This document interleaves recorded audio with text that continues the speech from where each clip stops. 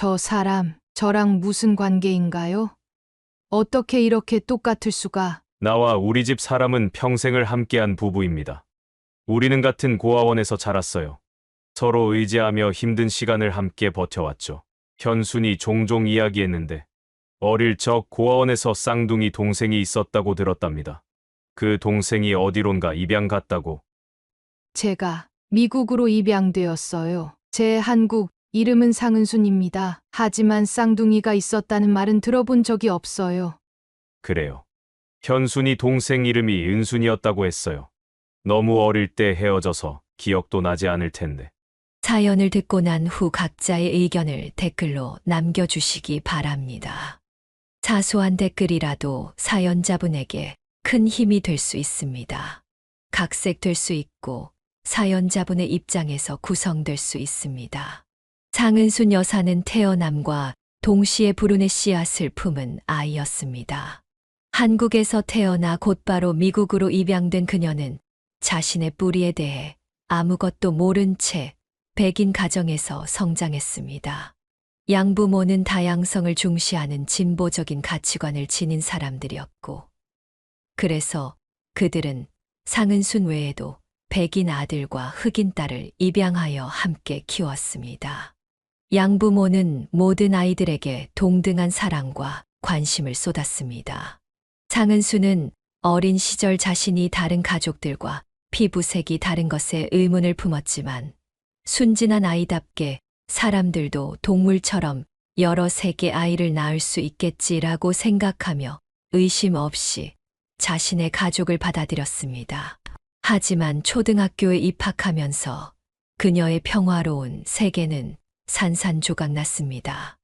7살이 된 그녀가 학교에 가자마자 동급생들은 그녀의 다른 외모를 놓고 잔인한 놀림을 시작했습니다. 아이들은 그녀에게 한국어로 말해보라며 조롱했고 자신의 모국어가 영어라고 말해도 믿어주지 않았습니다. 눈물을 참으며 집에 돌아온 상은수는 혼란스러운 마음으로 양부모에게 학교에서 있었던 일을 털어놓았습니다. 양부모는 그녀를 따뜻하게 안아주며 진실을 말해 주었습니다. 우리 딸 너는 한국에서 태어나 우리에게 왔단다. 엄마 뱃속에서 나온 것은 아니지만 엄마 아빠 마음속에서 태어난 소중한 딸이야. 상은수는 양부모의 설명을 들으며 뭔가 금이 가는 느낌을 받았습니다. 피는 물보다 진하다는 말이 이런 의미였을까요? 이 충격적인 발견 이후 상은수는 깊은 정체성 혼란에 빠졌습니다. 외딴 섬에 홀로 내던져진 듯한 고립감이 그녀를 엄습했습니다. 매일 밤 누구인지도 모르는 친부모를 생각하며 왜 자신을 버렸는지, 자신의 진짜 이름은 무엇인지, 고향은 어떤 곳인지 끝없이 궁금해했습니다. 상은순이 살던 지역은 대대로 같은 가문들이 모여 사는 폐쇄적인 시골 마을이었습니다. 그곳에서 아시아계의 얼굴을 가진 유일한 사람으로 성장한다는 것은 끊임없는 소외감과의 싸움이었습니다. 양부모가 지역에서 존경받는 부유한 가정이었음에도 불구하고 그녀는 항상 이방인으로 취급받았습니다. 흑인인 여동생은 흑인 커뮤니티가 있어 상대적으로 적응을 잘했지만 상은순에게는 그런 위안도 없었습니다. 학창 시절 내내 그녀는 자신의 정체성을 찾기 위해 몸부림쳤습니다. 혼자서 도서관에 가서 한국에 관한 책을 찾아 읽었지만 시골 도서관에는 관련 자료가 거의 없었습니다. 때로는 거울을 보며 자신의 얼굴을 오래도록 응시했습니다. 이 얼굴 속에 누가 살고 있는 걸까? 나는 누구인 걸까? 라는 질문이 끊임없이 머릿속을 맴돌았습니다. 양부모는 그녀의 고통을 이해하려 노력했지만 백인으로서 그들이 공감할 수 있는 부분에는 한계가 있었습니다. 성장하면서 상은수는 겉으로는 미국 문화에 완벽하게 동화된 모습을 보였습니다. 영어를 유창하게 구사했고 미국 교육을 받았으며 미국인의 생활 방식을 따랐습니다. 하지만 그녀의 마음 깊은 곳에는 항상 뭔가 빠진 듯한 공허함이 자리 잡고 있었습니다. 그것은 마치 퍼즐의 중요한 조각이 사라진 것 같은 불완전함이었습니다. 장은순 여사의 인생에 전환점이 찾아온 것은 24살이 되던 해였습니다. 그녀가 살던 미국 시골 마을에서 30분 더 깊숙이 들어간 외딴 지역에 한국인 유학생들이 선교 및 의료 봉사 활동을 위해 방문했다는 소식이 들려왔습니다.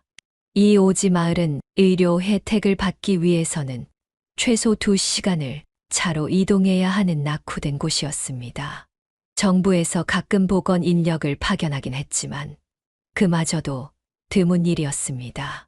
이런 가운데 한국인 봉사자들이 파견되었다는 소식은 상은순에게 운명적인 만남의 기회를 제공했습니다.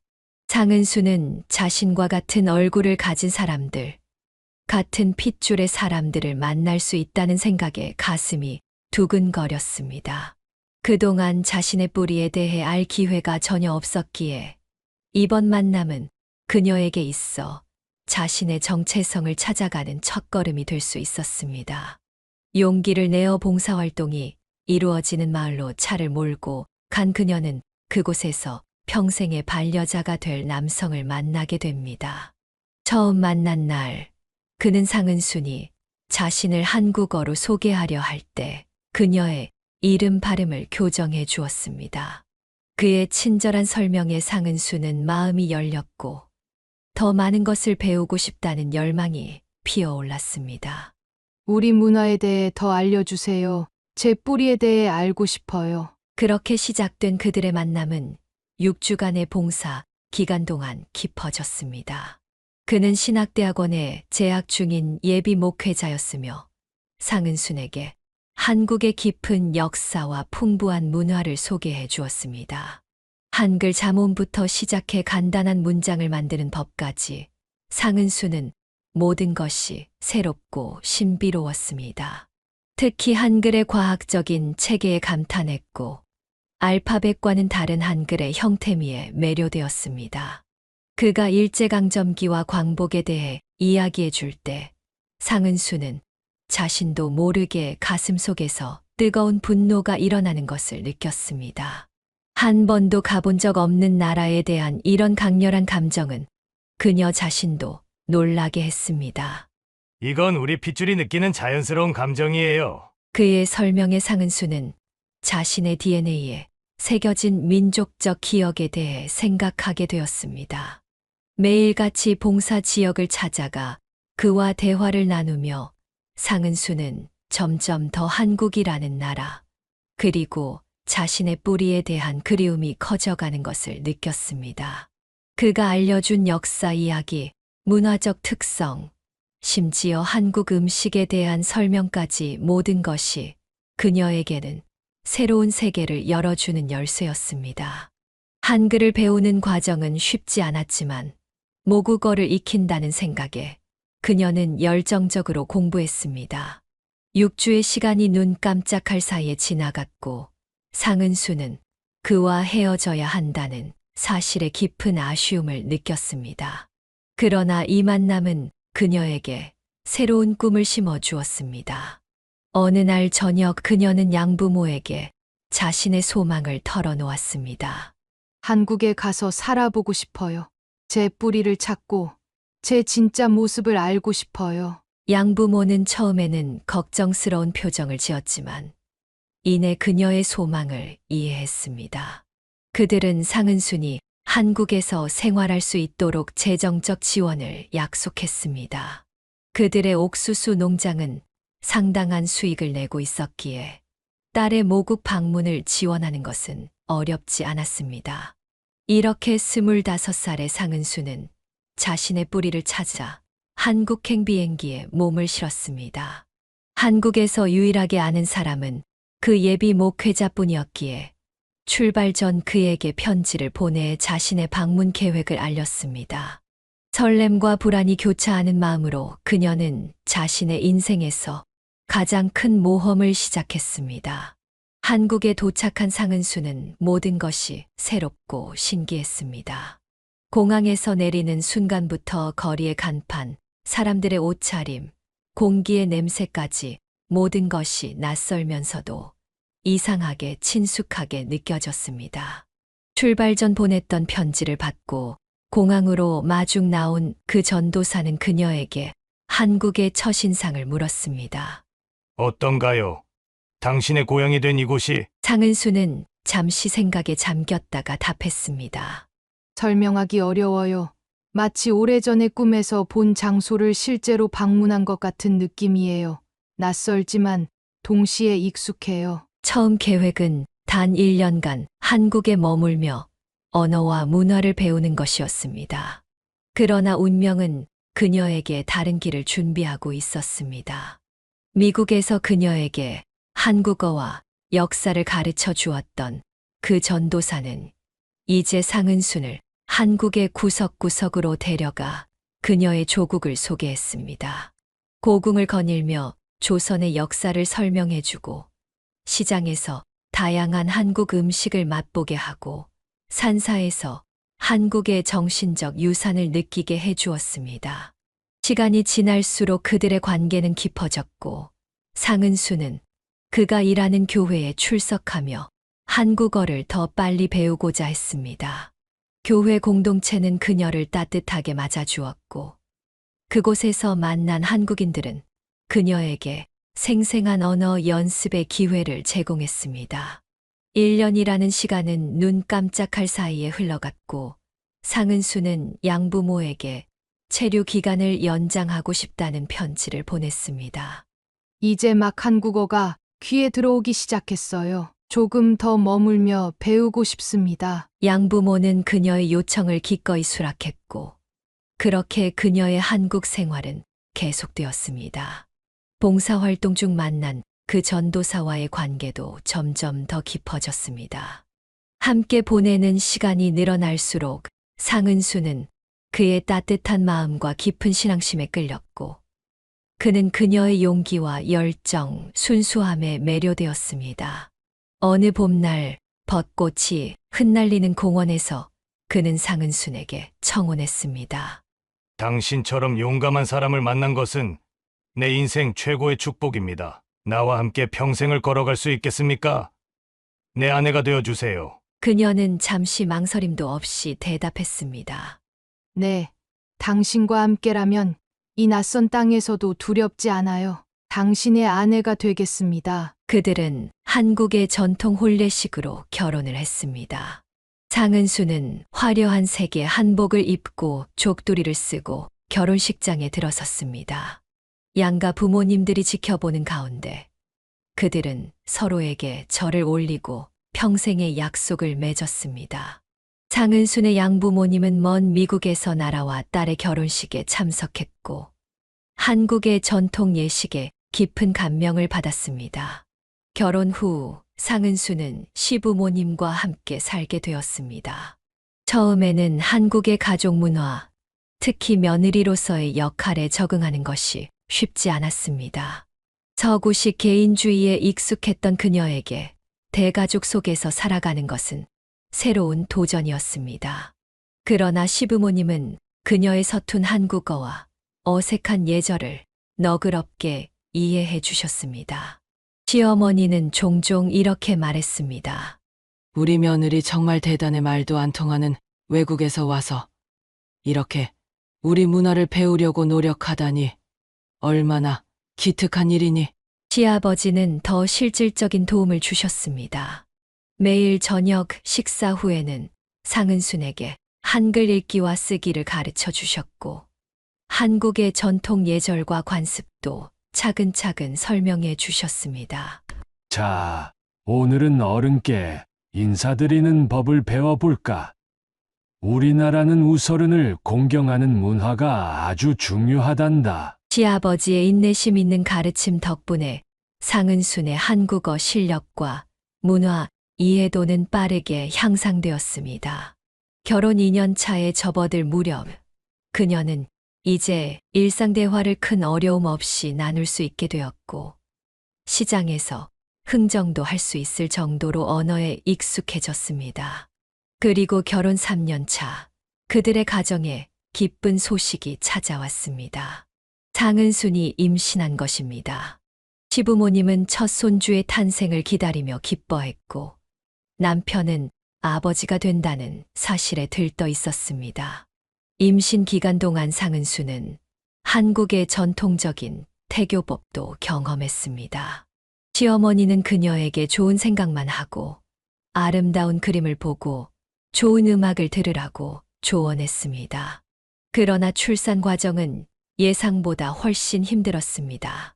36시간의 진통 끝에 아들을 낳았지만 상은수는 심각한 산후합병증으로 고생했습니다. 의사는 그녀에게 더 이상의 임신은 위험할 수 있다고 경고했습니다. 이 소식은 처음에는 그녀에게 큰 충격이었습니다. 여러 아이를 갖고 싶었던 꿈을 접어야 했기 때문입니다. 하지만 시부모님은 그녀를 위로했습니다. 건강한 아들 하나 낳은 것만으로도 충분해. 우리 며느리 정말 대단하고 고마워. 남편 역시 그녀의 곁을 한시도 떠나지 않고 지지해 주었습니다. 당신과 우리 아들이 건강하게 있는 것만으로도 나는 충분히 행복해요. 더 바랄 것이 없습니다. 그렇게 상은수는 한 아이의 어머니로, 한국 가정의 며느리로, 그리고 한국 사회의 구성원으로 새로운 삶을 시작했습니다. 미국에서의 삶은 점점 더 먼 기억이 되어가고 한국은 그녀에게 진정한 고향이 되어가고 있었습니다. 상은순 여사의 평온했던 삶은 예고 없이 찾아온 비극으로 산산조각났습니다.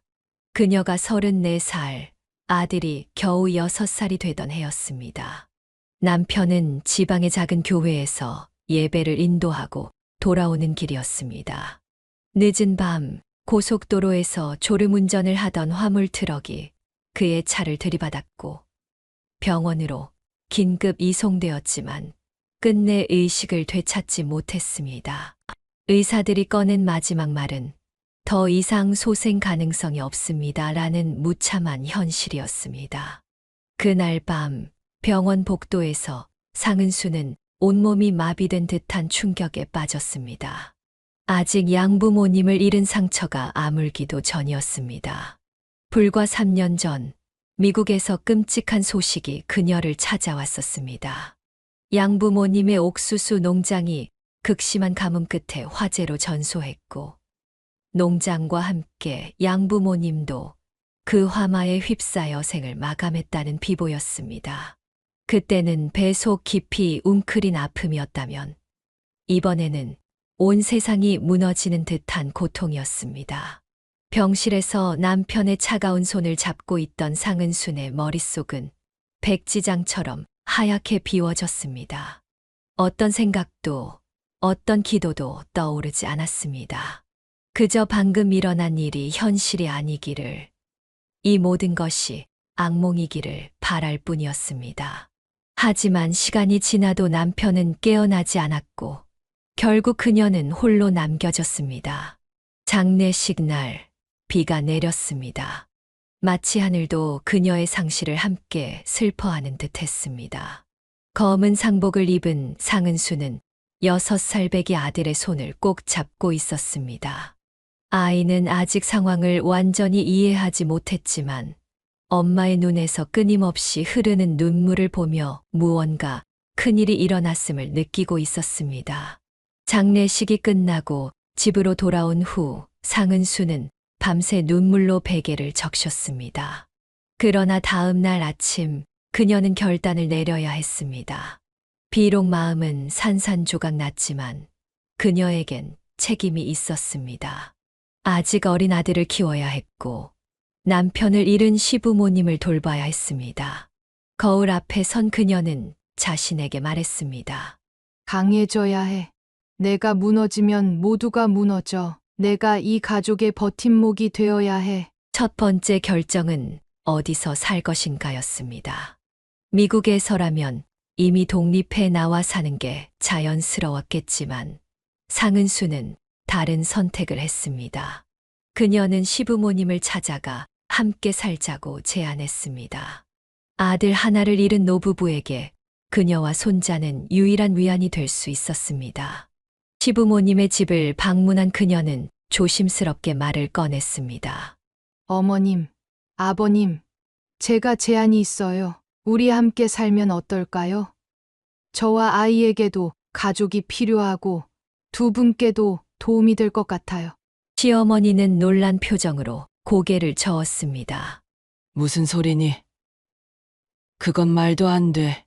넌 이제 젊은 과부가 됐잖아. 새 삶을 시작해야지. 왜 늙은이들과 살려고 해? 시아버지도 거들었습니다. 내 인생이 아직 많이 남았는데 우리 때문에 묶여 있을 필요 없다. 손주야 보고 싶지만 그건 가끔 만나도 충분해. 상은수는 그들의 눈을 똑바로 바라보며 단호하게 말했습니다.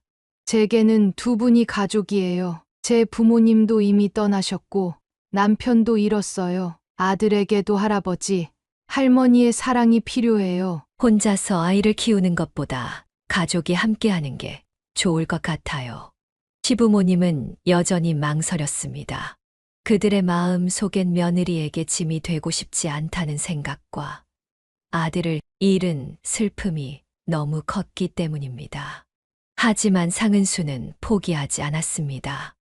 미국에서는 가족이 서로 멀리 떨어져 사는 게 일반적이지만 이제 저는 한국인이 되었어요. 우리 함께 슬픔을 이겨내고 서로에게 힘이 되어주면 좋겠어요. 마침내 시부모님은 그녀의 진심을 받아들였습니다.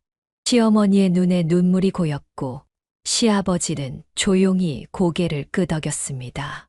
정말 우리 아들은 좋은 사람을 만났구나. 내가 원한다면 우리 함께 살자. 그렇게 상은수는 시부모님과 함께 살게 되었습니다. 처음에는 적응이 쉽지 않았습니다. 슬픔에 잠긴 세 어른과 어린 아이가 한 집에서 살아가는 것은 감정적으로 힘든 일이었습니다. 종종 식탁에는 무거운 침묵만이 감돌았고 빈자리를 메울 수 없는 상실감이 그들을 짓눌렀습니다. 하지만 서서히 그들은 일상을 되찾아갔습니다. 상은수는 아침 일찍 일어나 시부모님의 아침 식사를 준비하고 아들을 학교에 보낸 후에는 시장에 나가 장을 보았습니다. 시어머니는 손자에게 옛날 이야기를 들려주며 시간을 보냈고 시아버지는 손자에게 바둑을 가르쳤습니다. 저녁이면 그들은 함께 모여 하루를 정리했습니다. 어린 아들이 학교에서 있었던 일을 이야기하면 모두가 귀 기울여 들었습니다. 그 순간만큼은 슬픔이 잠시 물러갔고 그들은 여전히 가족이라는 사실을 확인할 수 있었습니다. 상은수는 종종 한밤중에 눈을 뜨고 남편을 그리워했습니다. 하지만 그 곁에는 항상 가족이 있었고 그것이 그녀에게 큰 위안이 되었습니다. 미국에서는 상상할 수 없었던 확대 가족의 유대감이 그녀를 강하게 만들었습니다. 어느 날 저녁 아들이 잠든 후 시아버지가 그녀에게 말했습니다. 내가 우리와 함께 살겠다고 했을 때 처음에는 내 희생이 너무 크다고 생각했다. 하지만 이제 보니 우리 모두가 서로에게 힘이 되고 있구나. 이게 바로 가족의 의미인 것 같다. 상은수는 그 말에 깊이 공감했습니다. 비록 그녀가 태어난 문화는 아니었지만 한국의 가족 중심 문화는 이제 그녀의 일부가 되었습니다. 그리고 그 문화 속에서 그녀는 상실의 고통을 견디는 힘을 찾았습니다. 상은순 여사가 시부모님과 함께 살기 시작한 지 약 1년이 지났을 무렵 시어머니의 행동에 작은 변화가 감지되기 시작했습니다. 처음에는 단순한 건망증처럼 보였습니다. 불을 켜놓고 외출하거나 약속을 잊어버리거나 같은 질문을 반복하는 정도였습니다. 모두가 나이가 들면서 오는 자연스러운 현상이라고 생각했습니다. 하지만 시간이 지날수록 증상은 더 심각해졌습니다. 어느 날 아침 상은수는 시어머니가 한밤중에 일어나 부엌에서 홀로 울고 있는 모습을 발견했습니다. 그녀는 조심스럽게 다가가 시어머니의 어깨에 손을 얹었습니다. 어머님, 괜찮으세요? 왜 이렇게 밤에 일어나 계신 거예요? 시어머니는 혼란스러운 눈빛으로 상은순을 바라보았습니다. 우리 아들이 아직 안 들어왔어. 밤이 이렇게 늦었는데 사고라도 났을까봐 걱정이 돼서. 상은순의 가슴이 철렁 내려앉았습니다. 시어머니는 남편이 이미 세상을 떠났다는 사실을 잊고 계셨던 것입니다. 어떻게 대응해야 할지 몰라 당황한 상은수는 부드럽게 대답했습니다. 어머님, 이제 주무셔야 해요. 너무 걱정하지 마세요. 그날 이후로도 비슷한 일이 몇 번 더 발생했고, 상은수는 시아버지와 상의 끝에 시어머니를 병원에 모시고 가기로 결정했습니다. 종합검진 결과 의사는 충격적인 진단을 내렸습니다. 시어머니는 극심한 우울증으로 인한 조기 치매 증상을 보이고 있었습니다. 아들의 갑작스러운 죽음이 큰 정신적 충격으로 작용했을 가능성이 높습니다. 이런 경우 슬픔을 제대로 처리하지 못해 우울증이 발생하고 그것이 인지기능 저하로 이어질 수 있습니다. 상은순과 시아버지는 집으로 돌아오는 차 안에서 침묵을 지켰습니다. 시어머니는 뒷좌석에서 창밖을 멍하니 바라보고 있었습니다. 의사의 처방에 따라 약물 치료를 시작했지만 시어머니의 상태는 점점 악화되었습니다. 가장 고통스러운 변화는 시어머니의 성격이 완전히 바뀌었다는 것이었습니다. 이전에는 상은순을 친딸처럼 아끼고 사랑해 주셨던 분이 이제는 날카롭고 적대적으로 변했습니다. 특히 상은순을 향한 분노는 감당하기 어려울 정도였습니다. 어느 아침 상은순이 정성껏 준비한 아침 식사를 들고 시어머니의 방에 들어섰을 때였습니다. 어머님, 아침 식사 가져왔어요. 오늘은 진지하게 드셔야 해요. 시어머니는 갑자기 쟁반을 쳐서 바닥에 음식을 쏟아버렸습니다. 너 때문이야? 우리 아들이 죽은 건 다 너 때문이라고? 상은수는 충격에 말문이 막혔습니다. 시어머니는 계속해서 독서를 퍼부었습니다. 외국에서 와서 우리 아들을 꼬여내더니 결국 죽게 만들었잖아. 그날 내가 지방 교회에 가지 말라고 했으면 우리 아들이 아직 살아있을 텐데. 상은수는 바닥에 무릎을 꿇고 흩어진 음식을 정리하며 눈물을 참았습니다. 그녀는 시어머니의 말이 병 때문이라는 것을 알고 있었지만 그래도 가슴 깊이 상처가 되었습니다. 시아버지가 소란을 듣고 달려왔고 시어머니를 진정시키려 애썼습니다. 여보, 진정해요. 우리 며느리가 무슨 잘못이 있나요? 그냥 병 때문에 혼란스러운 거예요. 시어머니는 남편의 말에도 귀를 기울이지 않았습니다. 그저 상은순을 향한 분노만 표출했습니다. 이 외국 연이 우리 집에 들어온 이후로 불행만 가득해. 내쫓아야 해. 이런 폭언은 날이 갈수록 더 심해졌습니다. 상은수는 매일 아침 시어머니의 방에 들어가기 전에 깊게 숨을 들이마시고 마음의 준비를 했습니다. 그녀는 시어머니가 약을 거부하고 음식을 던지고 때로는 자신을 밀쳐내도 끈기 있게 돌봤습니다. 어느 날 저녁 아들을 재운 후 상은수는 부엌에서 홀로 울고 있었습니다. 시아버지가 조용히 다가와 옆에 앉았습니다. 많이 힘들지? 미안하구나. 상은수는 눈물을 닦으며 고개를 저었습니다. 아니에요, 아버님. 저도 어머님이 많이 아프신 걸 알아요. 진심으로 하시는 말씀이 아니라는 것도 알고 있어요. 시아버지는 깊은 한숨을 내쉬었습니다. 그래도 내가 이런 소리를 들을 이유는 없어. 어머니가 예전에 너를 얼마나 아꼈는지 너는 알거다. 지금 저 모습은 병 때문이야. 진짜 어머니가 아니라. 상은수는 시아버지의 손을 잡았습니다. 저는 그 사실을 잊지 않아요. 그래서 더 열심히 돌봐 드리고 싶어요. 어머님이 저를 미워하는 게 아니라 병이 어머님을 그렇게 만든 거니까요. 시아버지의 눈에 눈물이 고였습니다. 내가 있어서 정말 다행이구나. 우리 아들이 복이 많았어. 그날 이후로도 시어머니의 상태는 더 나빠졌지만 상은순의 마음은 더 단단해졌습니다.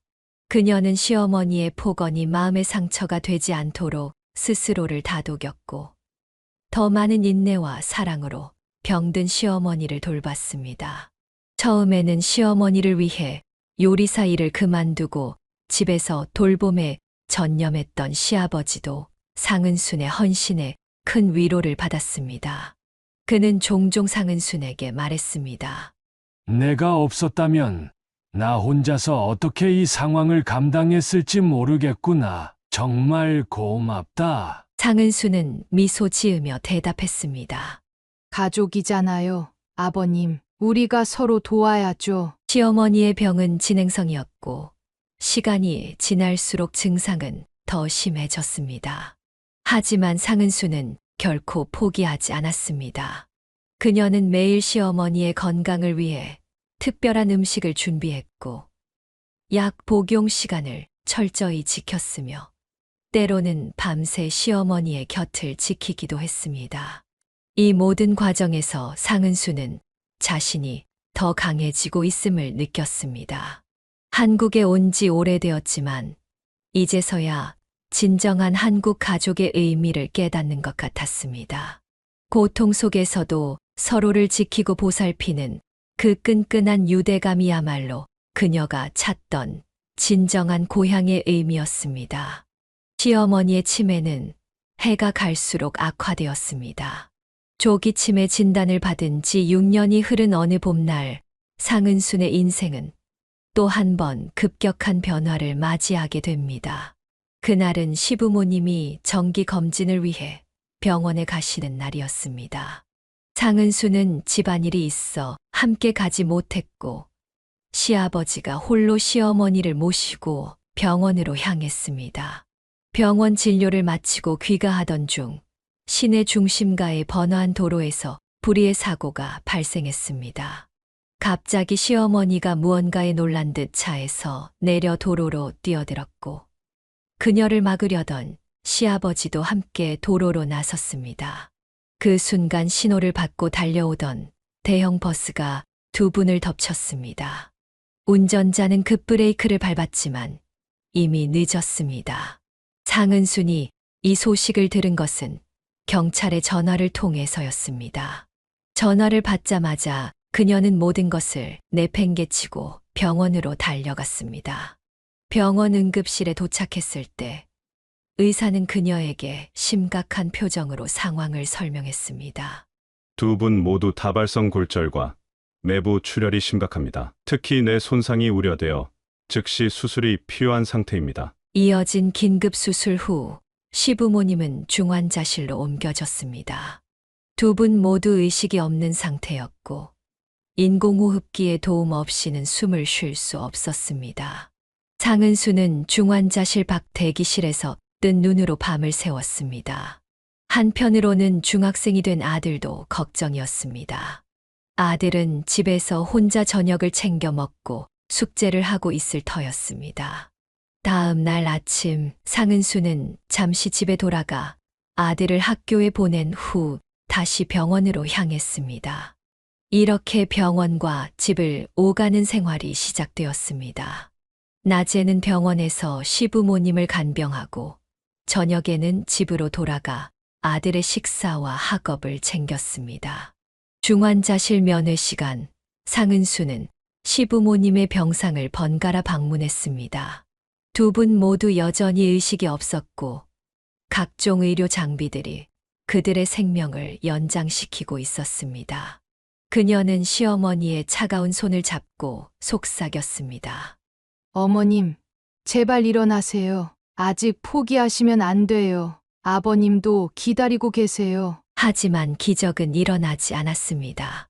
시간이 지날수록 두 분의 상태는 더 악화되었고 의사들의 표정은 더 어두워졌습니다. 게다가 중환자실 비용은 하루가 다르게 늘어갔습니다. 다행히 남편과 양부모님이 남긴 보험금과 보상금이 있었기에 현실적인 금전 문제는 당장 걱정하지 않아도 되었습니다. 사고 발생 3주 후 시어머니의 상태가 급격히 악화되었습니다. 의사는 상은순을 조용히 불러 말했습니다. 더 이상의 의학적 조치가 무의미한 단계에 이르렀습니다. 생명 유지 장치를 제거하는 것에 대해 가족들이 결정해 주셔야 합니다. 상은수는 차마 그 결정을 내릴 수 없었습니다. 하루 종일 병원 옥상에서 하늘을 바라보며 무언가의 인도를 구했습니다. 결국 그날 밤 시어머니는 스스로 그 결정을 내린 듯 했습니다. 갑자기 모든 생체 신호가 약해지기 시작했고 새벽 3시 27분 시어머니는 조용히 숨을 거두었습니다. 상은수는 시어머니의 차가운 손을 붙잡고 오열했습니다. 비록 마지막 몇 년간 시어머니의 병 때문에 많은 어려움이 있었지만 그녀에게 시어머니는 진정한 어머니와 같은 존재였습니다. 그녀의 양부모님도 일찍 세상을 떠났기에 시어머니의 죽음은 또 한 번 어머니를 잃는 고통이었습니다. 시어머니의 장례식을 치르고 난 직후 더 충격적인 일이 벌어졌습니다. 시아버지도 갑자기 상태가 악화된 것입니다. 의사는 그것을 깨진 심장 증후군이라고 설명했습니다. 오랜 세월 함께한 배우자를 잃은 후 심장이 약해지는 현상이었습니다. 평생을 함께한 아내를 잃은 충격이 컸던 것 같습니다. 심장이 급격히 약해지고 있어요. 시아버지는 시어머니가 세상을 떠난 지 일주일 만에 그녀의 뒤를 따랐습니다.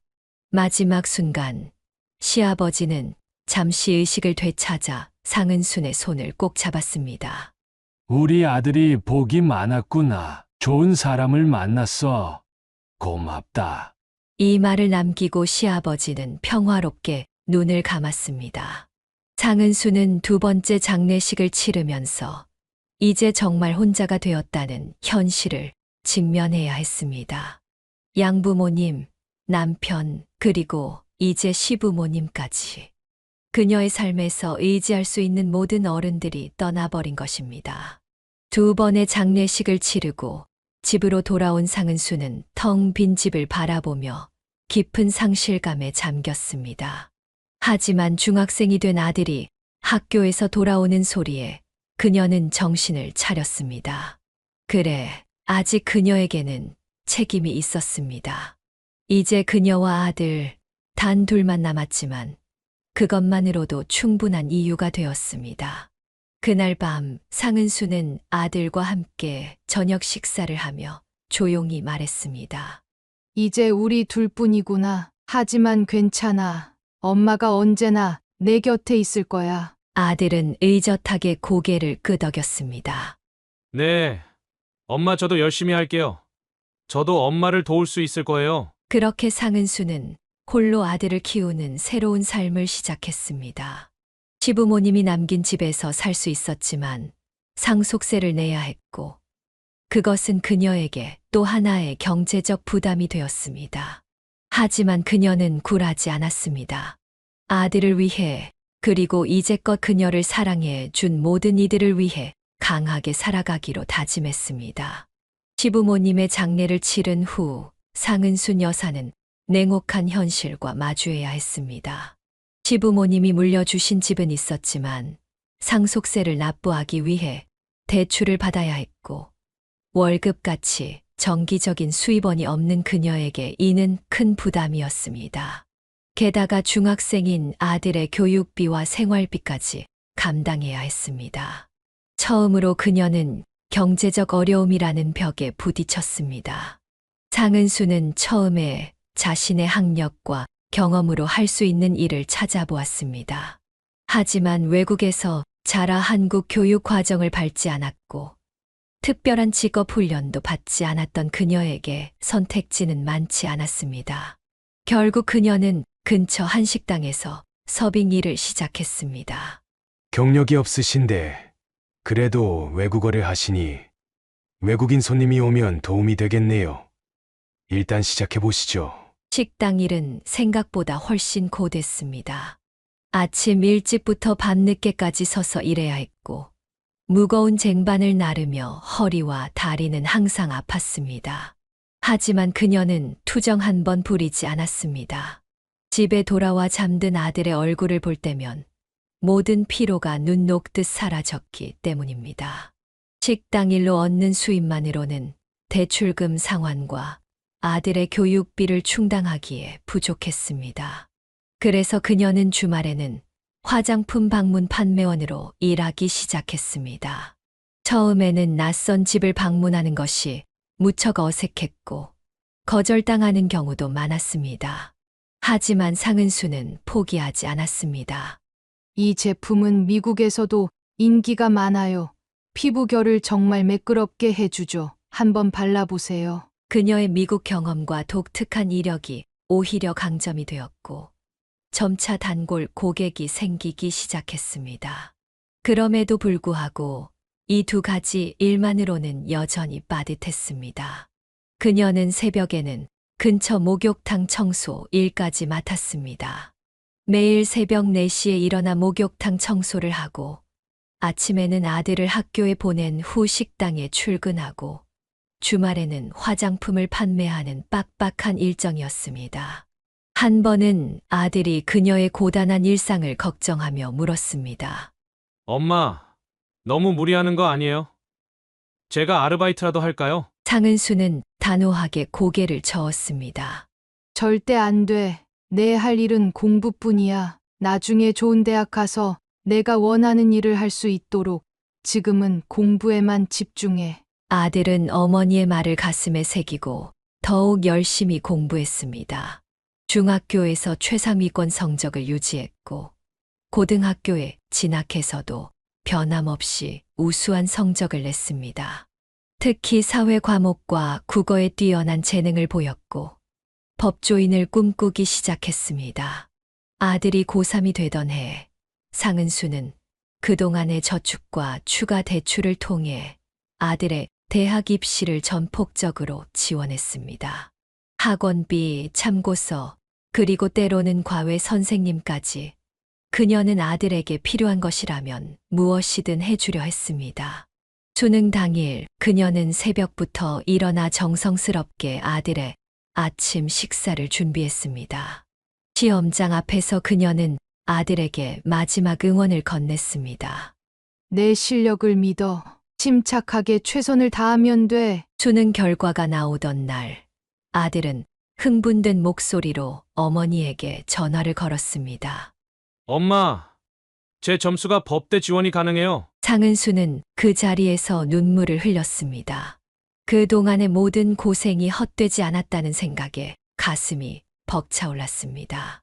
결국 아들은 원하던 법대에 합격했고 상은순의 삶은 더 바빠졌습니다.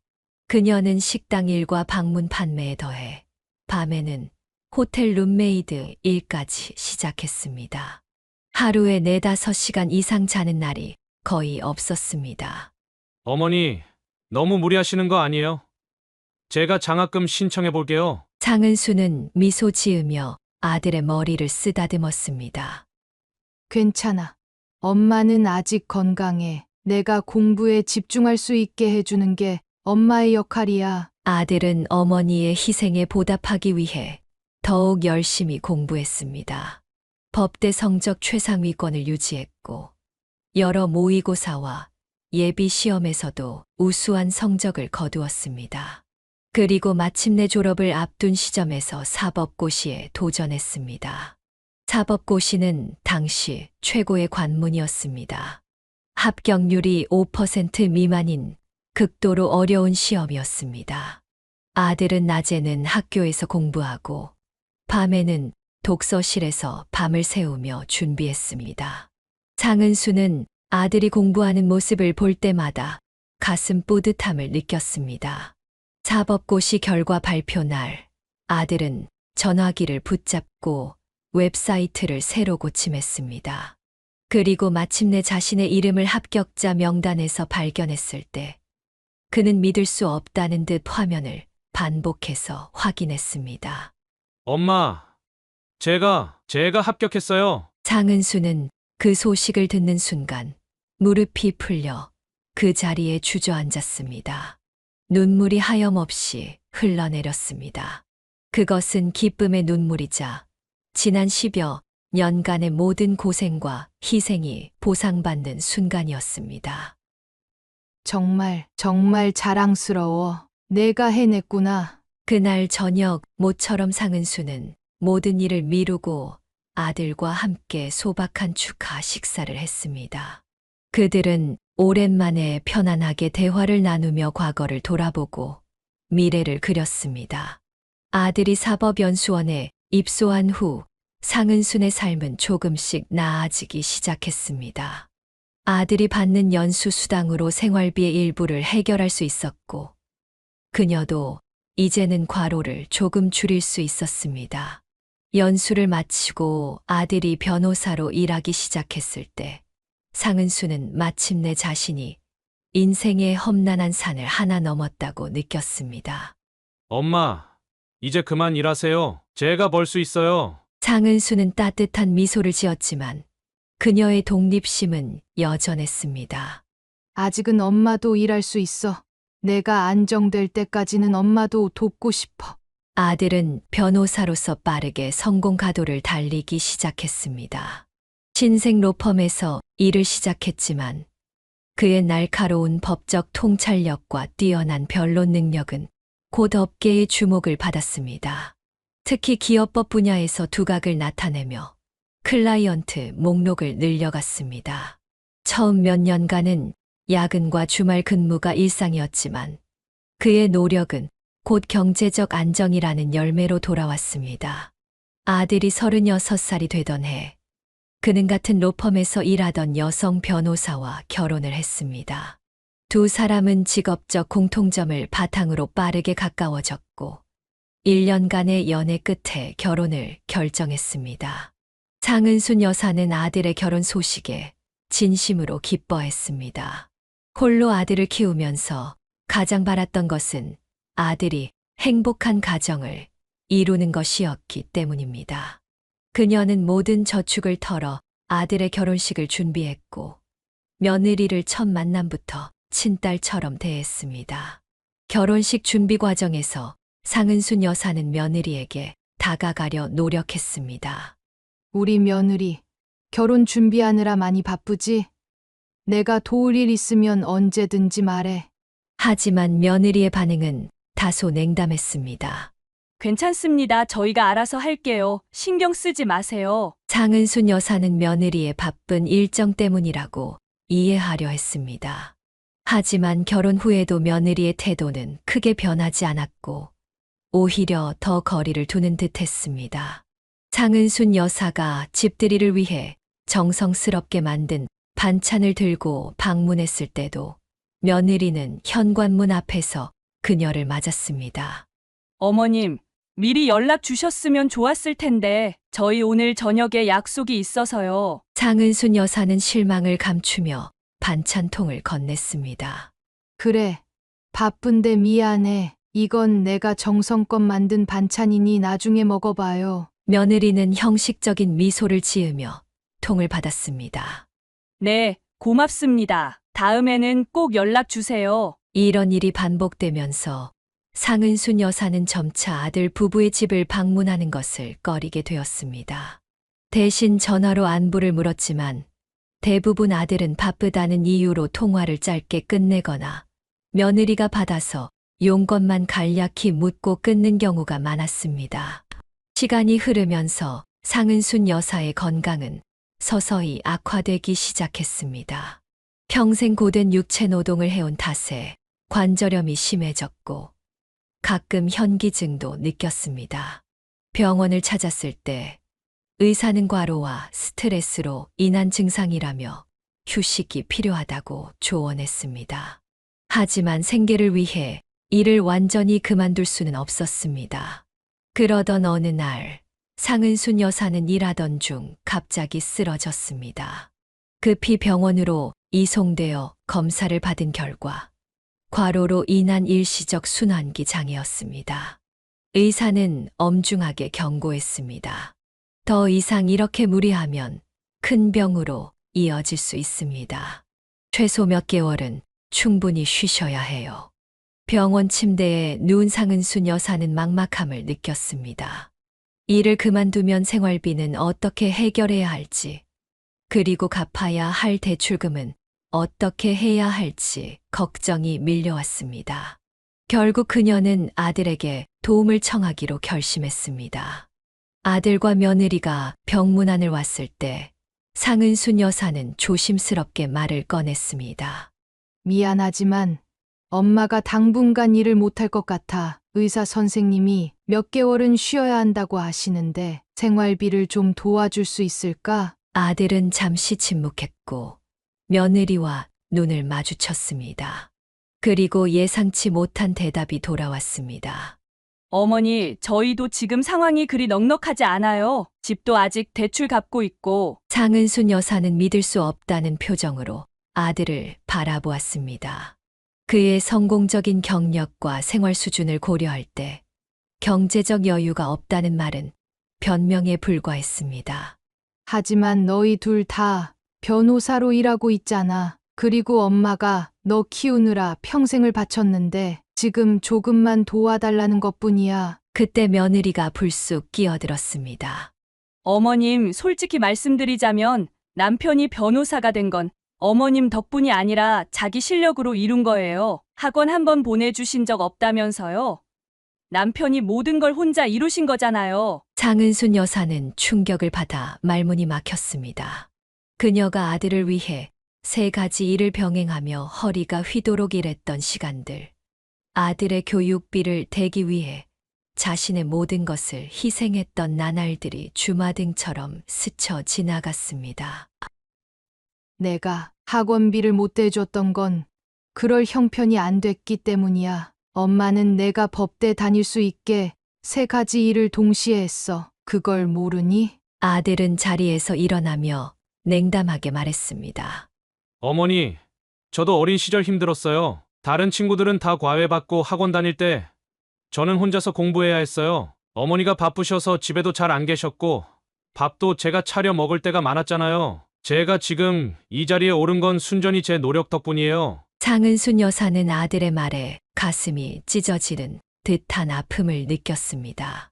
그녀가 일을 하느라 집을 비운 것은 모두 아들의 더 나은 미래를 위한 것이었는데 그것이 오히려 원망의 대상이 되어버린 것입니다. 그렇게 생각했구나. 엄마가 일을 한 건 너를 위해서였는데. 며느리는 냉정하게 덧붙였습니다. 어머님, 저희도 이제 막 자리 잡기 시작한 시점이에요. 아직 저희 아이도 없고 미래를 준비해야 할 때예요. 공과금이나 생필품 정도는 도와드릴 수 있지만 생활비 전체를 지원하긴 어려워요. 차라리 정부 보조금을 알아보시는 게 어떨까요? 상은순 여사는 숨이 막히는 듯한 배신감을 느꼈습니다. 그녀는 아들이 성공하면 자신의 노후는 걱정하지 않아도 될 거라 생각했습니다. 그것은 욕심이 아니라 한국 사회에서 지극히 자연스러운 기대였습니다. 부모가 자식을 위해 희생하고 자식은 그 은혜를 갚아 부모를 모시는 것이 미덕으로 여겨졌기 때문입니다. 알았다. 내가 너무 많은 걸 바랐나 보구나. 상은순 여사의 목소리는 떨렸지만 그녀는 더 이상 구걸하지 않기로 결심했습니다. 그날 이후 그녀는 아들 부부와 거의 연락을 끊었고 퇴원 후에도 자신의 힘으로 살아가기 위해 무리를 해가며 다시 일을 시작했습니다. 정부 보조금을 신청해 보았지만 아들이 경제적으로 충분한 능력이 있다는 이유로 거절당했습니다.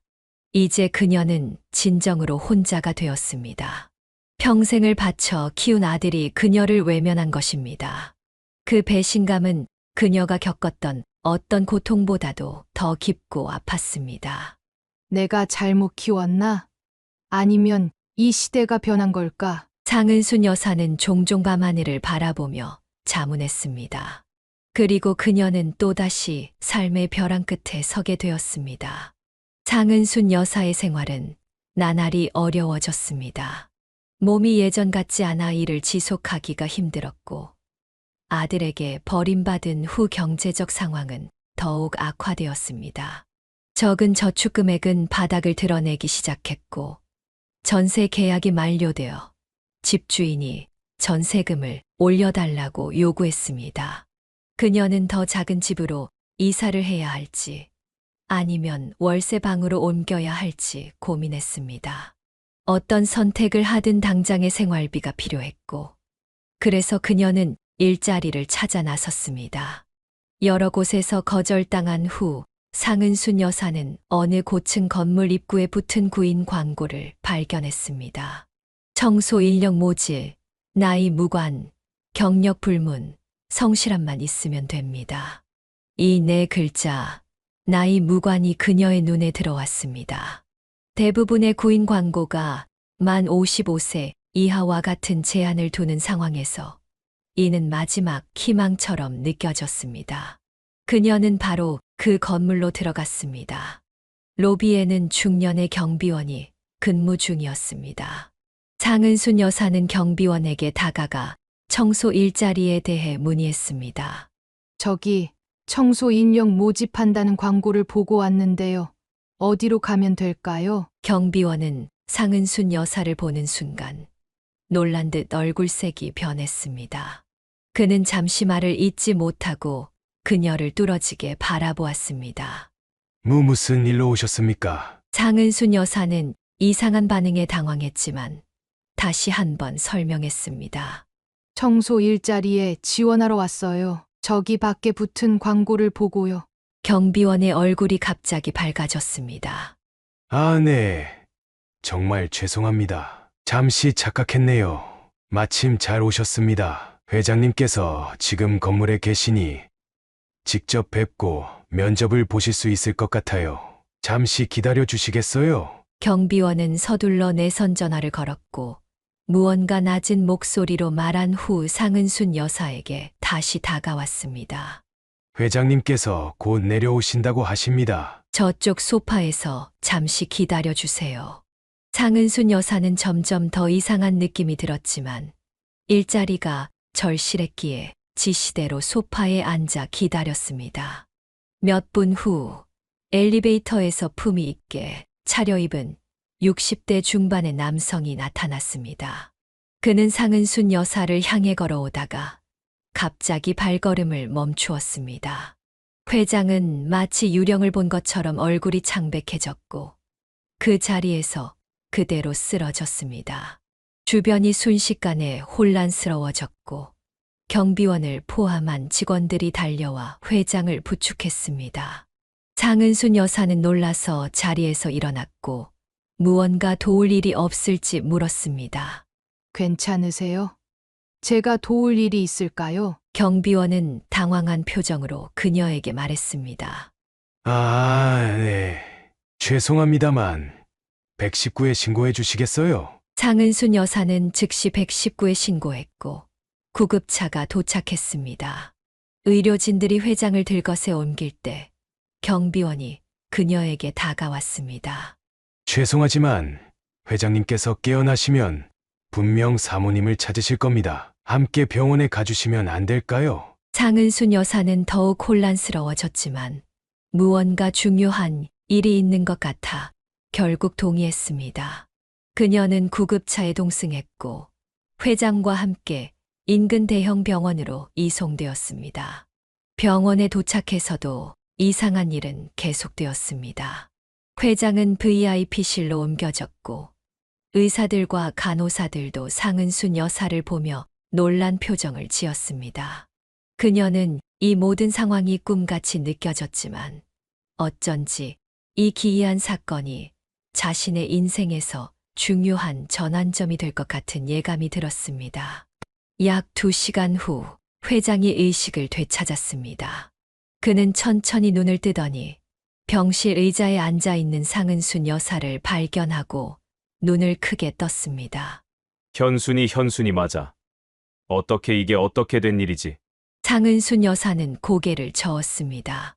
죄송하지만 저는 현순이가 아닙니다. 제 이름은 상은순입니다. 청소 일자리에 지원하러 갔다가 회장은 그녀의 손을 꼭 붙잡았습니다. 미안해요. 내가 착각했나 봐요. 하지만 정말 너무 똑같아서. 회장의 표정이 급격히 변하더니 그는 간호사를 불러 휠체어를 요청했습니다. 한 가지 확인하고 싶은 게 있어요. 괜찮다면 나와 함께 가주시겠어요? 장은순 여사는 망설였지만 이 기이한 상황의 진실을 알고 싶어 동의했습니다. 회장은 휠체어를 타고 상은순 여사는 그의 뒤를 따라갔습니다. 그들은 같은 병원 건물 내의 중환자실로 향했습니다. 중환자실 앞에 도착하자 회장은 상은순 여사에게 유리창 너머를 보라고 지시했습니다. 상은순 여사는 천천히 창가로 다가갔고 그 순간 그녀의 심장이 멈추는 듯 했습니다. 유리창 너머 산소호흡기를 착용한 채 누워있는 여성은 마치 거울 속의 자신을 보는 것 같았습니다. 머리 스타일과 길이는 달랐지만 그 얼굴은 상은순 여사 자신과 완벽하게 일치했습니다. 그녀는 충격으로 비틀거렸고 회장이 급히 그녀를 부축했습니다. 믿기 힘들겠지만 저 사람이 현순입니다. 당신과 너무 똑같아서 처음 봤을 때 기절할 수밖에 없었어요. 상은순 여사는 말문이 막혔습니다. 그녀는 거의 본능적으로 질문했습니다. 저 사람, 저랑 무슨 관계인가요? 어떻게 이렇게 똑같을 수가? 회장은 깊은 숨을 내쉬었습니다. 나와 우리 집 사람은 평생을 함께한 부부입니다. 우리는 같은 고아원에서 자랐어요. 서로 의지하며 힘든 시간을 함께 버텨왔죠. 현순이 종종 이야기했는데 어릴 적 고아원에서 쌍둥이 동생이 있었다고 들었답니다. 그 동생이 어디론가 입양 갔다고. 상은순 여사의 머릿속에 갑자기 조각들이 맞춰지기 시작했습니다. 그녀는 미국으로 입양된 한국인이었고 쌍둥이가 있었는지는 전혀 몰랐습니다. 제가 미국으로 입양되었어요. 제 한국 이름은 상은순입니다. 하지만 쌍둥이가 있었다는 말은 들어본 적이 없어요. 회장의 눈에 눈물이 고였습니다. 그래요. 현순이 동생 이름이 은순이었다고 했어요. 너무 어릴 때 헤어져서 기억도 나지 않을 텐데. 고아원 원장이 말하길 은순이가 미국으로 입양 갔다고 했거든요. 상은순 여사는 무릎이 꺾여 그 자리에 주저앉았습니다. 60여 년의 세월을 홀로 살아온 그녀에게 갑자기 쌍둥이 자매가 있다는 사실은 너무나 큰 충격이었습니다. 그런데 저분이 왜 여기 계신 거죠? 무슨 일이? 회장의 표정이 어두워졌습니다. 현순이는 급성 신부전증으로 투병 중입니다. 진장 이식이 필요한 상태인데 마땅한 기증자가 없어서 가족들도 모두 검사해봤지만 적합한 신장이 없었어요. 지금은 생명 유지만 하고 있는 상태입니다. 상은순 여사는 거울처럼 닮은 그 얼굴을 다시 한번 바라보았습니다. 그녀의 마음속에서 아주 강한 확신이 솟아올랐습니다. 이것은 우연이 아니었습니다. 이것은 운명이었습니다. 쌍둥이 자매가 있다는 사실은 상은순 여사의 인생을 완전히 뒤흔들었습니다. 그녀는 병원 복도 벤치에 앉아 회장님으로부터 더 자세한 이야기를 들었습니다. 현순 씨와 회장님은 같은 고아원 출신으로 두 사람 모두 부모 없이 자랐다는 공통점이 있었습니다. 어린 시절부터 서로를 의지하며 살아왔고 성인이 되어서는 함께 사업을 시작했다고 했습니다. 우리는 정말 바닥에서부터 시작했어요. 회장님이 설명했습니다. 처음에는 노점상으로 시작해서 조그만 가게를 열었고 그 후에는 작은 사업체로 성장시켰죠. 현순이는 특유의 사업 감각이 뛰어났어요. 그녀의 통찰력 덕분에 우리는 여러 위기를 넘길 수 있었고 점차 사업을 확장해 지금의 회사를 세울 수 있었습니다. 상은순 여사는 경이로움을 느꼈습니다. 같은 DNA를 가진 두 사람이 완전히 다른 환경에서 자라면서 얼마나 다른 삶을 살아왔는지 생각하니 감회가 새로웠습니다. 현순이는 항상 자신에게 가족이 있을 거라고 믿었나요? 상은순 여사가 물었습니다. 회장님은 고개를 끄덕였습니다. 그녀는 종종 쌍둥이 동생에 대해 이야기했어요. 고아원 시절 원장님으로부터 그녀에게 쌍둥이 여동생이 있었는데 외국으로 입양되었다는 이야기를 들었거든요. 사업이 안정되고 나서 그녀는 동생을 찾아보려고 여러 번 시도했습니다. 하지만 입양 기록을 찾기가 너무 어려웠고 그런데 왜 저를 찾지 못했을까요? 상은순 여사가 궁금해했습니다. 당신이 미국으로 입양된 후 양부모님 농장에 화재가 있었다고 들었어요. 그 소식을 듣고 현순이는 당신도 그 화재로 돌아가셨다고 생각했습니다. 그때 이후로는 찾는 것을 포기했죠. 상은순 여사의 눈에 눈물이 고였습니다.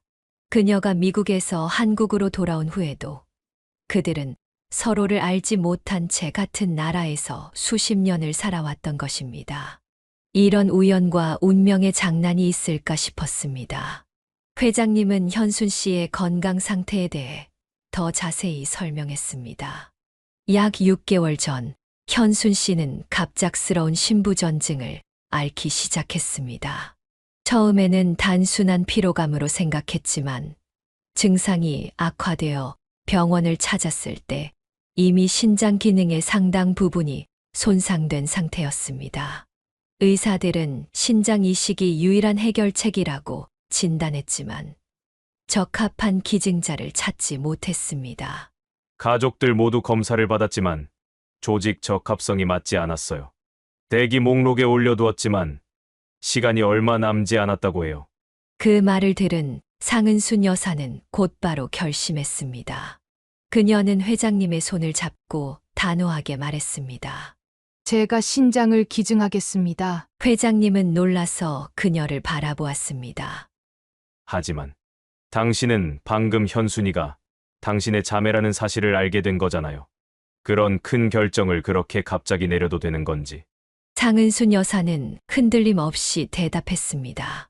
저는 평생 동안 가족을 찾아 헤매왔어요. 미국에서의 입양 가족, 한국에서의 시부모님, 그리고 제 아들 모두 저를 떠났습니다. 이제 제게 남은 마지막 가족인 현순 씨를 구할 수 있다면 그것이야말로 제 인생의 의미가 될 것 같아요. 그날 저녁 상은순 여사는 유전자 검사를 받았습니다.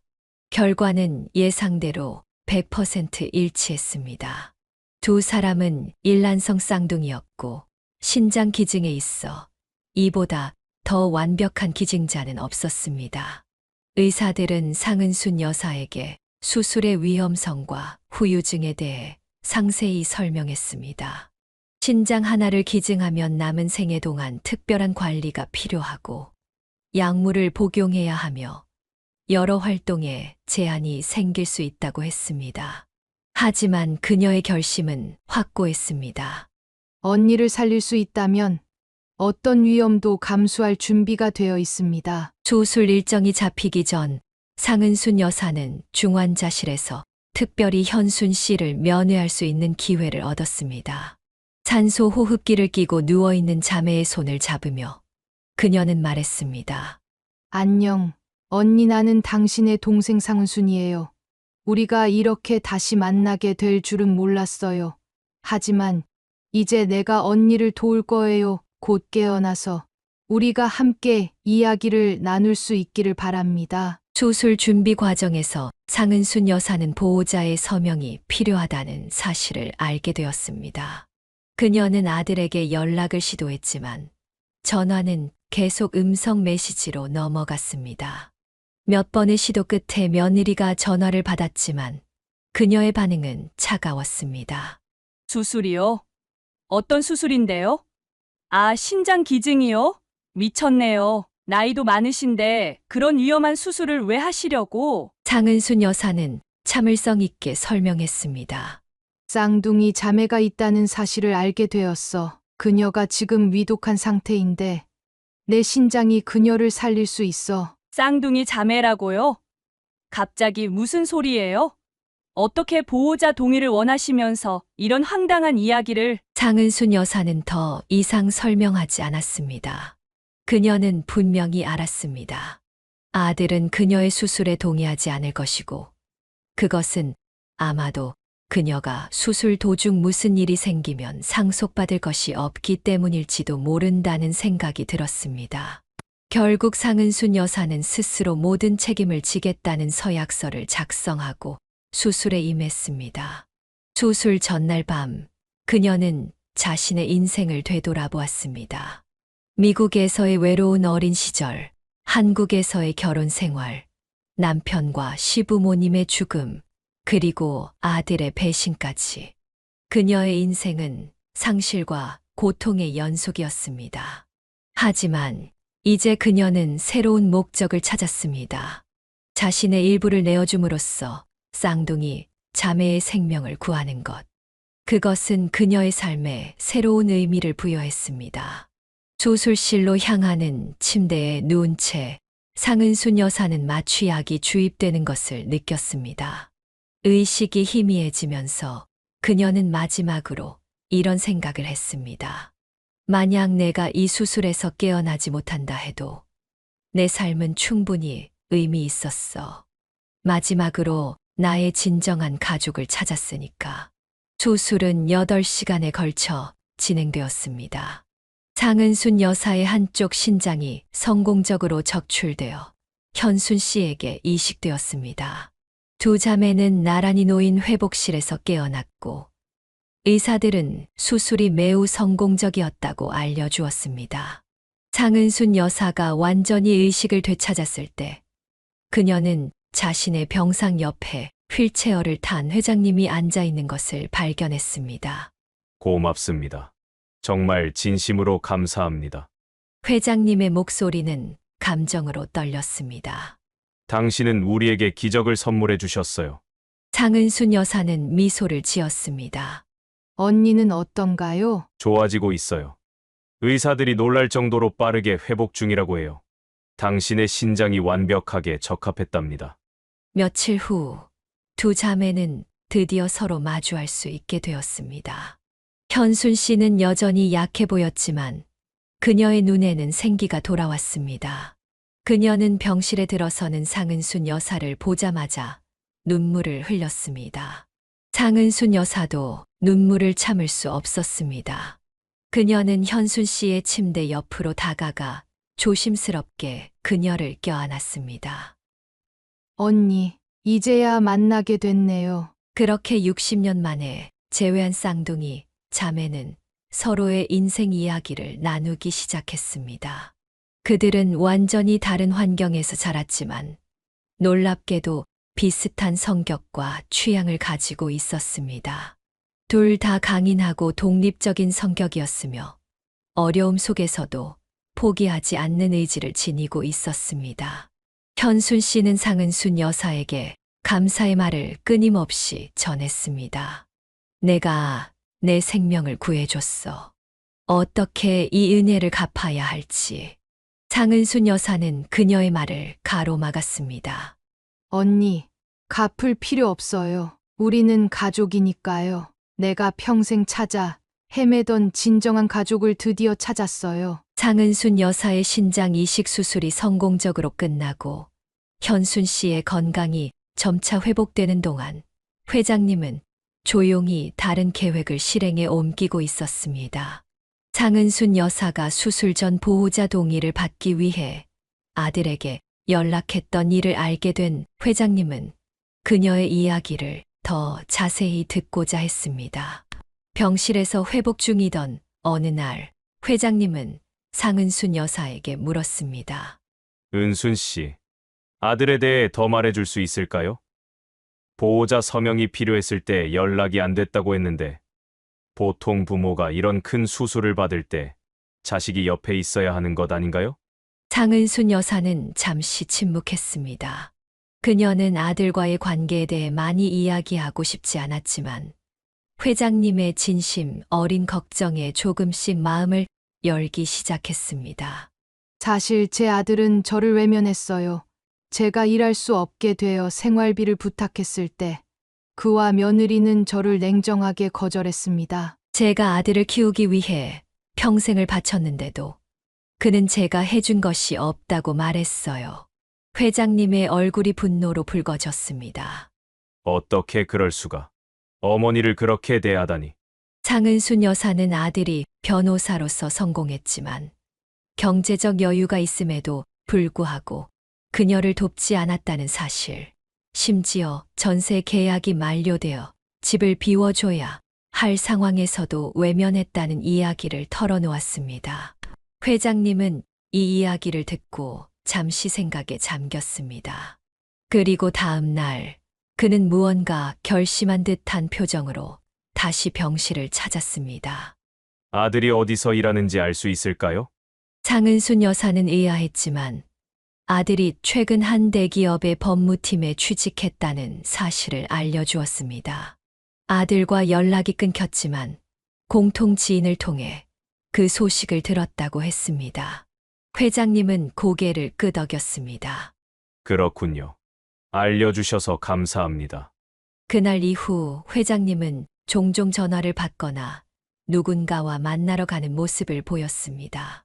장은순 여사는 그가 무엇을 계획하고 있는지 묻지 않았지만 왠지 모를 예감이 들었습니다. 약 일주일 후 회장님은 만족스러운 표정으로 병실에 찾아왔습니다. 장은순 씨, 좋은 소식이 있어요. 당신 아들이 일하는 회사의 회장이 제 오랜 친구입니다. 우연이라고 하기엔 너무 묘한 일이죠. 장은순 여사는 놀랐습니다. 정말요? 세상이 참 좁네요. 회장님은 미소를 지었습니다. 저는 사업을 하면서 많은 인연을 맺었습니다. 특히 대기업 회장들과는 골프도 자주 치고 사교 모임에서도 만나고 당신 아들이 일하는 그 회사의 회장은 제가 특히 가깝게 지내는 친구죠. 장은순 여사는 회장님이 무슨 생각을 하고 있는지 감지했습니다.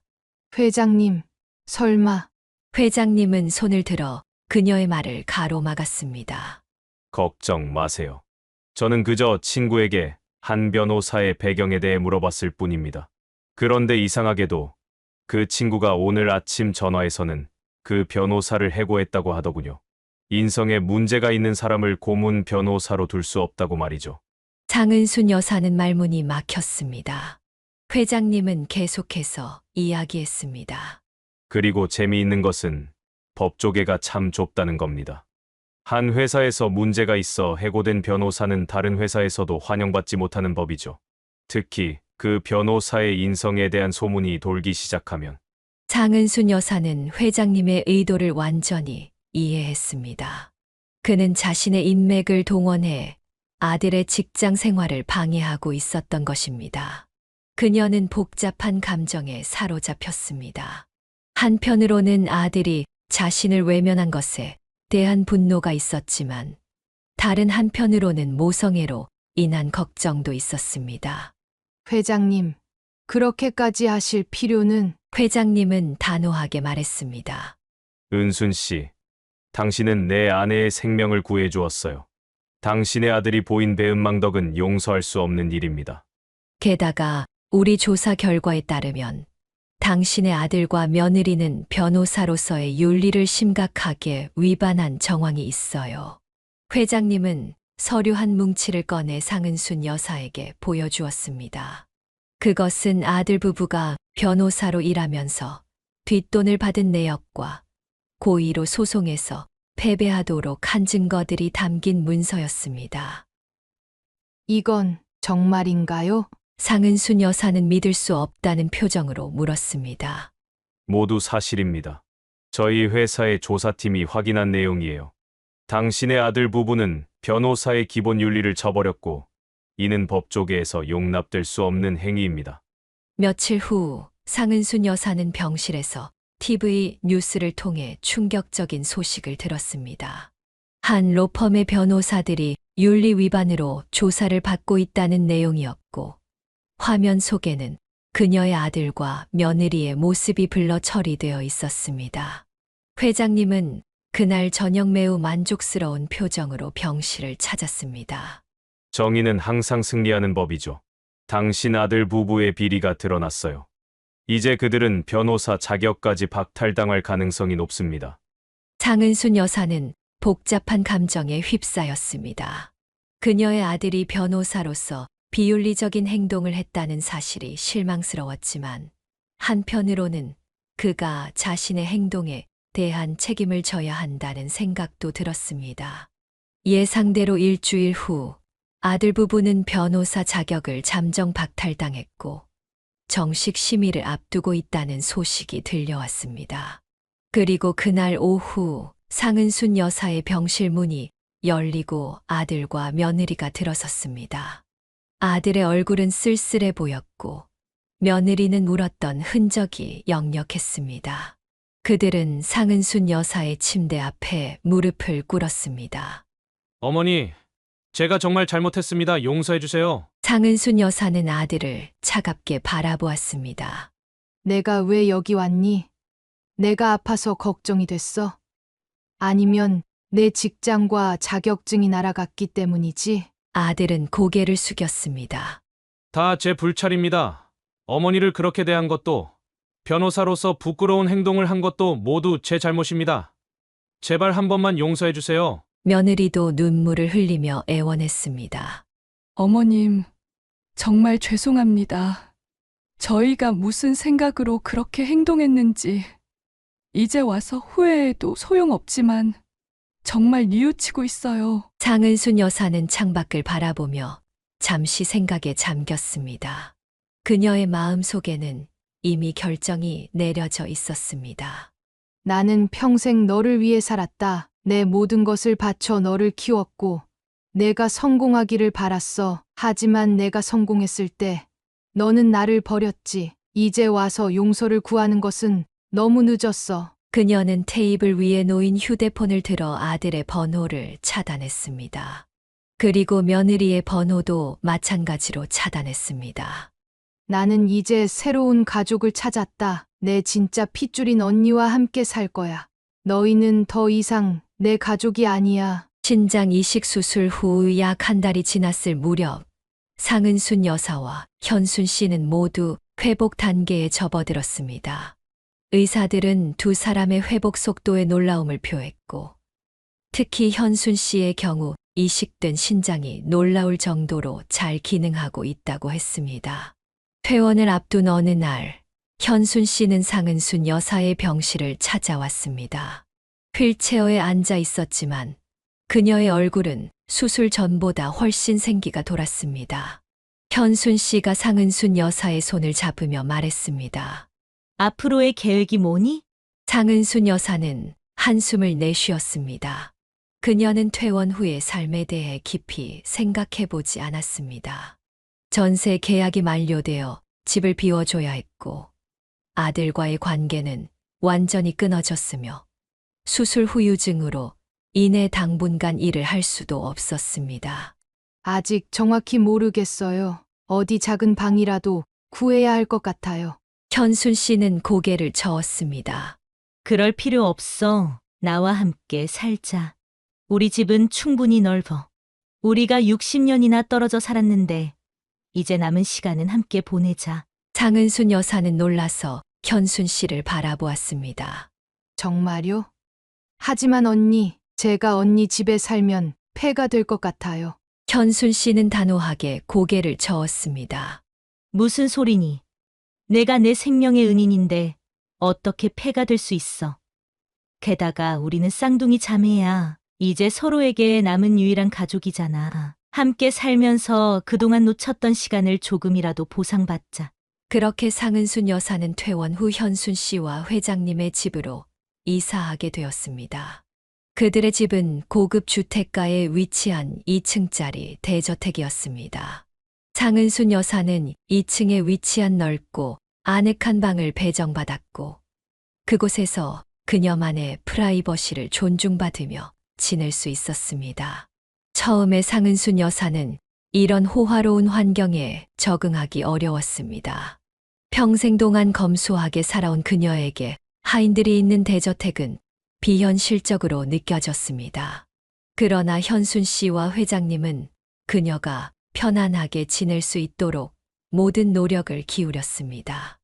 여기가 내 집이야. 내가 원하는 대로 모든 것을 바꿀 수 있어. 현순 씨는 그녀의 방을 안내하며 말했습니다.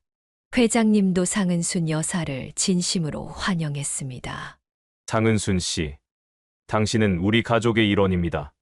어떤 것이든 필요한 것이 있으면 언제든지 말씀해 주세요. 상은순 여사를 가장 놀라게 한 것은 현순 씨의 자녀들, 즉 그녀의 조카들의 반응이었습니다.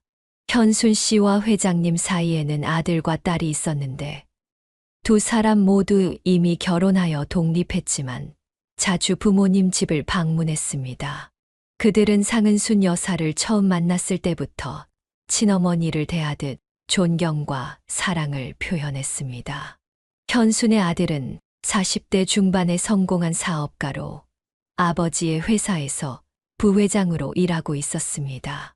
그는 상은순 여사를 만나자마자 깊은 존경심을 표했습니다.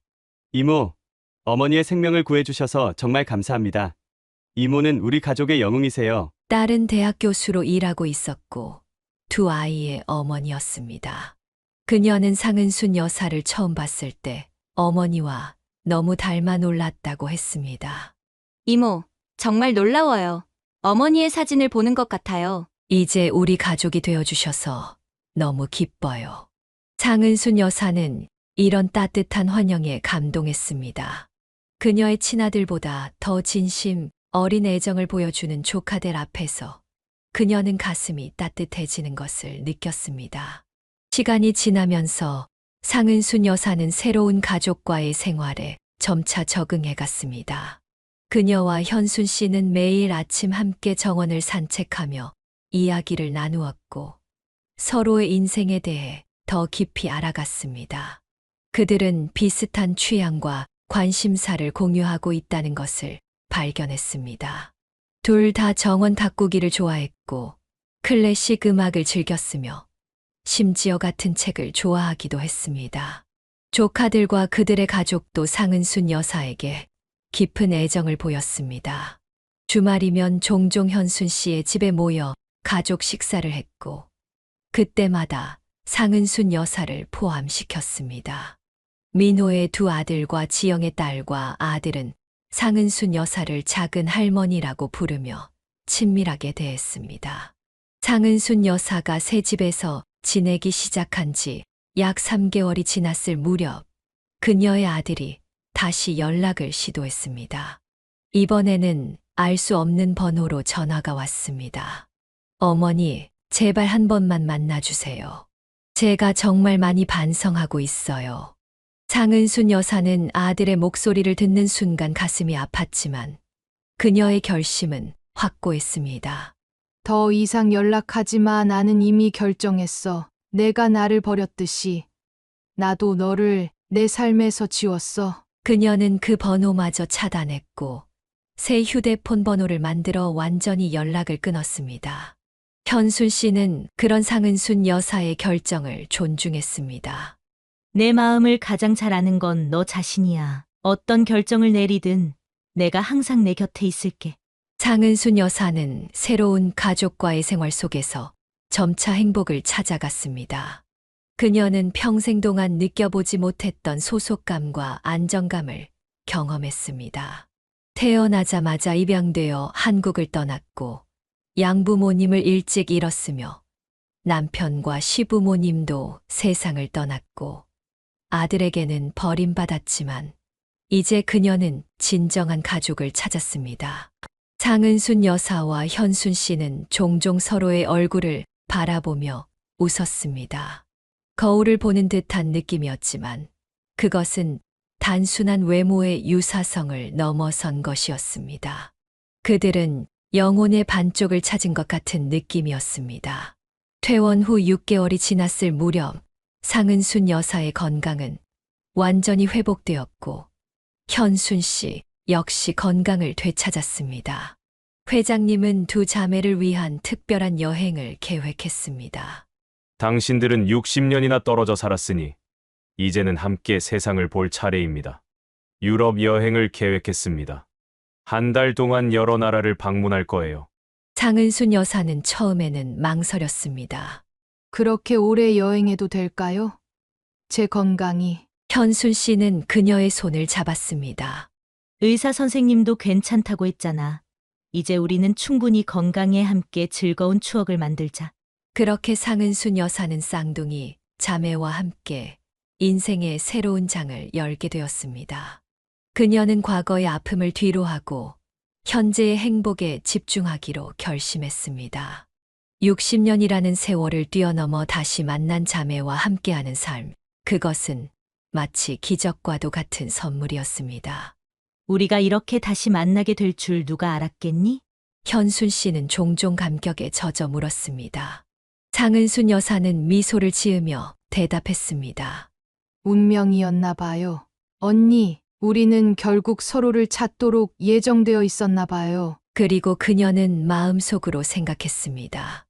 인생은 참 신비롭다. 끝없는 상실과 아픔 속에서도 결국 나는 내가 속한 곳, 내 진정한 가족을 찾았다. 사연을 듣고 댓글을 남겨주시기 바랍니다. 사소한 의견일지라도 사연자분에게는 큰 힘이 됩니다.